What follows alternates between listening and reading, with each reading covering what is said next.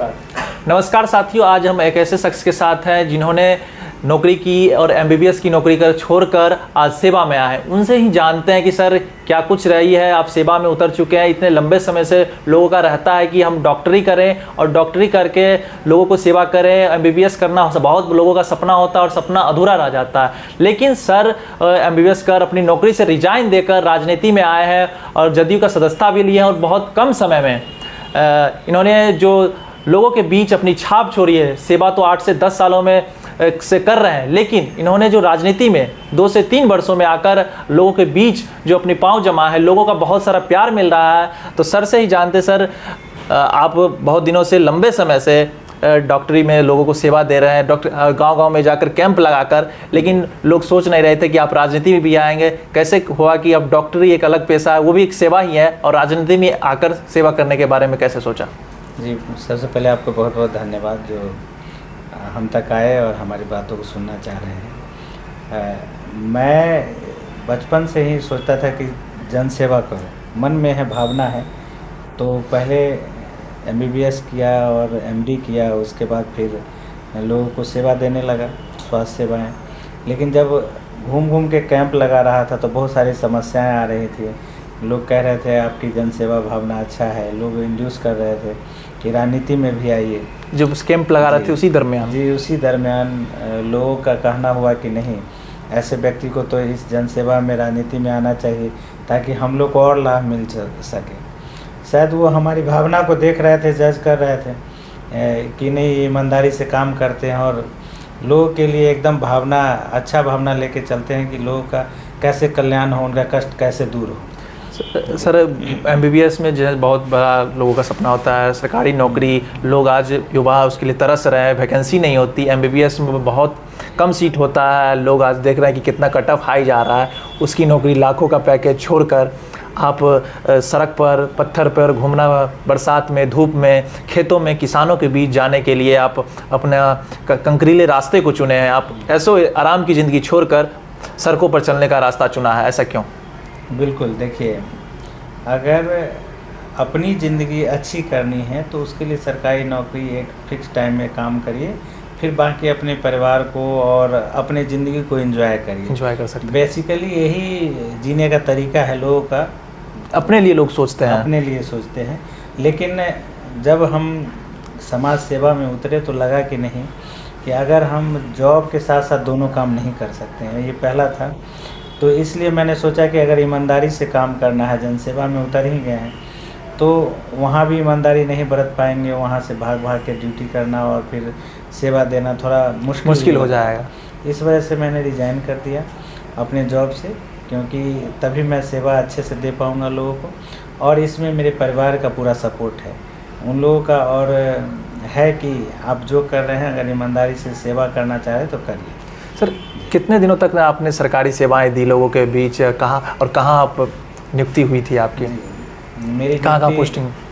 जैसे पीजी ख़त्म होने के बाद मेरी वहीं पीएमसीएच में ही नियुक्ति थी, सीनियर रेजिडेंसी पे। फिर मैं खगड़िया में मेरी पोस्टिंग हुई। फिर मेरी पोस्टिंग गुरु गोविंद सिंह सदर हॉस्पिटल में हुआ। फिर वहीं से पटना सिटी में, वहीं पे मैंने रिज़ाइन दिया है अभी फ़िलहाल, पटना सिटी में। जी। और अब आप देख ही रहे हैं, जनता दल यूनाइटेड ज्वाइन किए हैं। अब इसलिए एक पार्टी के साथ खास करके नीतीश जी के विचारों से, और जो विकास की गंगा लगातार बह रही है, तो उसको देखते हुए, उनके विचारों से सहमत होकर मैंने जनता दल यूनाइटेड ज्वाइन किया है। और लगातार हम लोग जुड़े भी रहे हैं। हम लोग हमेशा सोचते हैं कि लोग प्रोग्रेसिव हों, लोग सोचें, मतलब लोगों का विकास हो और काम हो, आपस में उलझे नहीं। तो उस तरह से आप देखेंगे तो जनता दल यूनाइटेड का सबको लेके चलने का और तरीका अच्छा है। सब लोग को मिला जुला के चल रहे हैं, तो आपसी सद्भाव के कहना है सर, तो ज़रूरी है समाज के लिए, राज्य के लिए।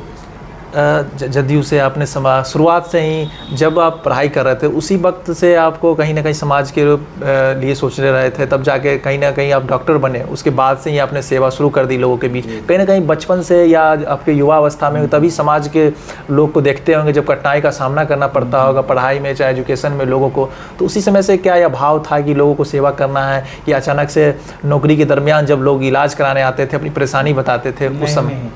एक्चुअली ये भावना तो एक दिन में बनता नहीं है, वो तो बनावटी होता है। जो इलेक्शन के समय राजनीतिक लोग देखते ही हैं क्या करते हैं। हमारा तो बचपन ही बीता है कष्टों में, मध्यम वर्गीय परिवार से किसी तरह पढ़ाई करके। सबके घर में लोग बीमार रहते हैं और बीमारी में परेशान रहते हैं, तो उसको मैंने अपने दिल में उतारा है, देखा है, एहसास किया है, महसूस किया है, और इसी वजह से शुरू से मेरी आदत है। बाकी आप कहीं से पता कर सकते हैं, मेरे गांव में मेरा नज़दीक घर है या मैं यहीं पला बढ़ा, तो आपको पता चल जाएगा कि मनोज कैसा व्यक्ति है। कोई बनावटी नहीं है, अभी नहीं कर रहा है, वो बरसों से और या पहले भी, अगर मेरे पास कुछ नहीं था तब भी लोगों के बीच जाकर कोशिश जितना हो सकता था, हाँ, कि जैसे हो पड़े। विचारों से नहीं कुछ हुआ तो मैंने विचारों से भावना हमेशा हौसला अफजाई किया लोगों का, स्टूडेंट का, कि नहीं आगे बढ़े। तो यही सब विचार आगे बढ़ाया है इसका। सर, लोग जनता के बीच बहुत जा रहे हैं, आपका लोगों के बीच बहुत सारा नाम आ रहा है कि हमें चाहिए तो इस बार डॉक्टर मनोज कुमार सिंह चाहिए। जनताओं का कई लोग देखते हैं सोशल साइट में, अखबारों में छपती ऐसी बातें कि डॉक्टर मनोज कुमार सिंह हमारी पहली पसंद है। तो क्या कहना है आपका? लोग के बीच जाते हैं तो लोग जो कहते हैं सुनते हैं, जिस पर क्या कहना है आपका? ये तो उन लोग की, सबसे पहले तो उन लोग की इच्छाएँ जगी हैं, उनको लगा है कि नहीं इसमें वो है, क्वालिटी भी है, और ये आएगा तो जनसेवा करेगा, इसलिए वो लोग प्यार बहुत दे रहे हैं, कोशिश कर रहे हैं, सोच रहे हैं कि ये आए तो ज़्यादा बेहतर होगा।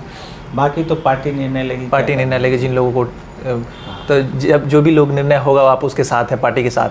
बिल्कुल, हम जो भी निर्णय पार्टी का पार्टी के साथ हैं। सर, जब आप जनसंपर्क में जाते हैं, गांव में जाते हैं, रूरल एरिया में जाते हैं, तो लोगों की क्या कुल समस्याएं, 15 साल से यहाँ के विधायक रह चुके हैं साईं सर, क्या कुछ समस्याएं नज़र आती है? मूलभूत समस्या क्या है जो काम हो जाना चाहिए? क्या समस्याएं नज़र आती है? देखिए, गांव में जाइएगा तो बहुत सारी समस्याएं हैं। आज भी सुदूर गाँव में रोड नहीं है, जो कि बड़ा दुर्भाग्यपूर्ण होना चाहिए। और रोड हो गया, शिक्षा स्वास्थ्य बहुत पिछड़ा हुआ है, शिक्षा पे लोगों का ध्यान नहीं है, अवेयरनेस नहीं है, और लोग उसको सपोर्ट नहीं कर रहे हैं। खास करके जनप्रतिनिधि को सपोर्टिव होना चाहिए, स्वास्थ्य के लिए भी सपोर्टिव नहीं है। तो मुझे तो सबसे पहले यही 3 चीज़ें दिखता है, शिक्षा, स्वास्थ्य और सर बाकी बहुत सारी परेशानियां हैं, जिसकी मूलभूत परेशानी जो छोटी सी परेशानी है वो भी अभी तक हल नहीं हो पाया है। सबसे बड़ी बात है कि जनता के बीच में जनप्रतिनिधि होते नहीं हैं, अपने आप को वीआईपी और राजतंत्र जैसा कुछ लोगों के बीच में सिमट जाते हैं। इस गैप को कैसे कम करना चाहिए? देखिए, उस गैप को आराम से कम किया जा सकता है।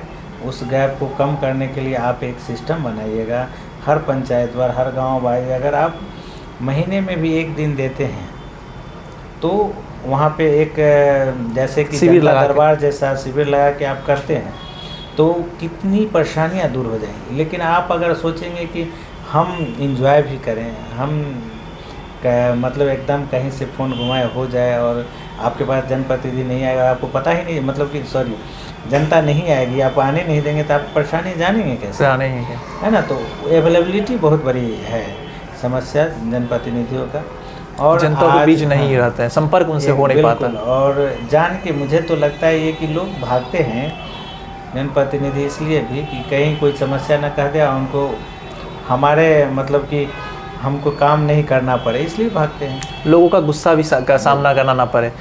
हाँ, गुस्सा तो अलग चीज़ है। अब मान लीजिए कि आप काम करेंगे तो गुस्सा क्यों होगी? जनता चाहती है, आपका विचार सुनना चाहती है, आपके बीच रहना चाहे, आपसे मिलना चाहती है, आप मिल नहीं रहे तो गुस्साती है। सर, जब आपने कहा कि लोग अवेलेबल नहीं रहते हैं, जिस तरह का बात आता है कि नेताओं की जो पार्टी के कार्यकर्ता होते हैं या कुछ लोग होते हैं, उन्हीं के बीच, उन्हीं के माध्यम से जनता का मुलाकात हो पाती है, तो आप जब आएंगे तो ऐसी क्या सिस्टम विकसित करेंगे या आपके पास क्या खाका है कि जो डायरेक्ट किसी जनता की समस्या उसके गांव में, चलिए बिजली की लाइन गुम है, रात भर बिजली नहीं आती, 2 दिन से ट्रांसफार्मर उड़ चुका है, लोगों को लाइन की बहुत समस्या है आजकल, बिना जानते कि बिना लाइन के लोग 1 मिनट नहीं रह सकते हैं। नहीं, अब बिजली तो सुधर रही है, अभी मेंटेनेंस चल रहा है इसलिए थोड़ा दिक्कत है, लेकिन एनीवे कोई भी समस्या है आप अगर उसको प्रॉपर प्लानिंग करेंगे तो दूर हो सकता है। देखिए बहुत सारा आप मोबाइल नंबर या जो भी आप दे सकते हैं जिसके थ्रू जनता डायरेक्ट आपसे कांटेक्ट करें, उसको निपटारा कर सकते हैं। फिर आपका जो शिविर लगाने का प्लान है, जो पंचायत स्तर पे मेरा प्लान है, ज़रूर लगाएंगे, वहाँ जाएंगे और लोगों के बीच में, तो अपने आप सारा समस्याएं आएगी और उसको दूर किया जा सकता है। क्या कुछ आपका मतलब विजन है कि अगर आप आते हैं समस्तीपुर में तो क्या कुछ ऐसा होगा, क्या पहला काम होगा और क्या कुछ होना चाहिए समस्तीपुर में जो इतने लंबे समय से बड़े शहरों मुजफ्फरपुर, दरभंगा, पटना में हुआ है? यहाँ तो शहरीकरण पे जोर नहीं है, शहर कैसे बने, व्यवस्थित हो, कैसे उसका ड्रेनेज सिस्टम हो, किसी पर कोई प्लान नहीं है, किसी पर कोई बात नहीं है, कोई इसके लिए काम नहीं हो रहा है। कैसे ट्रैफिक कंट्रोल हो, उस पर कोई काम नहीं हो रहा है। फिर आप देखेंगे किसानों की स्थिति खराब है, उसको सुनने वाला कोई नहीं। आप सुनिएगा प्रॉब्लम दूर होगा। सिर्फ सुनने से बहुत सारी योजनाएं हैं जो ढंग से लोगों तक नहीं पहुंच पा रही है। योजनाएं हैं लेकिन लोगों तक है। मनरेगा का हम लोग उपयोग किसान के लिए भी कर सकते हैं, जो अभी तक लोगों ने सोचा नहीं है, किया नहीं है। मेरा विजन है वैसा कि उसका यूज़ हम कर सकते हैं, उनसे उनकी अवेलेबिलिटी हो जाएगी। आप समझिए कि मजदूर नहीं मिलते हैं आज के डेट में, किसानों को समय पे खेती बाड़ी नहीं हो पाती है, पानी पटवन या जो भी है, जिसके कारण फसलों का नुकसान होता है, तो उस पर ध्यान देने का ज़रूरत है। युवा वर्ग में रोज़गार सृजित करने का ज़रूरत है। रोज़गार का बहुत सारा उपाय है, आप करिएगा तो आप यहाँ से निकलिएगा, बाहर जाइएगा, बहुत सारे कंपनियों को लाइएगा। आपका कैसा इंटरेक्शन का तरीका है वो भी डिपेंड करता है। आप किस तरह से उनके मान लीजिए अधिकारी हैं या पूरे व्यवसायी वर्ग हैं, आप कैसे इंटरेक्ट करके उनको अपने क्षेत्र में लाते हैं, ये आपकी कला होगी ना। आप उस पर मेहनत करेंगे तब होगा, उसके लिए तो टाइम निकालना होगा। आप सोचेंगे कि राजतंत्र की तरह राजा बने, वोट लिए, उस समय किसी तरह बरगला के पार्टी के नाम पे जीत लिए और फिर उसके बाद सो गए, यही चल रहा है। जनता अगर एक्टिव हो जाएगी तो सवाल करने लगेगी और सही व्यक्ति को लाने लगेगी तो सारी समस्या लगभग वो भी दूर हो सकता है। सर हम आपसे अंतिम सवाल लेना चाहेंगे, जनता जब वोट करने जाती है तो आपकी क्या अपील हो, क्या सोचकर जनता को वोट करनी चाहिए? देखिए मैं जनता से ज़रूर अपील करूंगा कि ज़रूर वोट करें, अपना आपका अधिकार है और वो बहुत बड़ी ताकत है। और उस वोट में हमेशा ख्याल रखें कि कोई भी प्रतिनिधि हो तो अच्छा जात पात धर्म से उठ के अच्छे प्रतिनिधि को आप जीत दिलाएं और उन्हीं को वोट करें। तो आप सुन रहे थे डॉक्टर मनोज कुमार सिंह को, जिन्होंने अपनी नौकरी से रिजाइन देकर पूरा सेवा में उतर चुके हैं। इन्होंने कहा कि लंबी बातों में कि आपको कि एक साथ दोनों काम नहीं हो सकता था, तो मुश्किल होती काम भी करने में, सेवा भी करने में। तो आज इन्होंने नौकरी से रिजाइन दिया और लोगों के बीच पूरी तरह से तन्मयता से 24/7 घंटे लोगों की सेवा में हैं।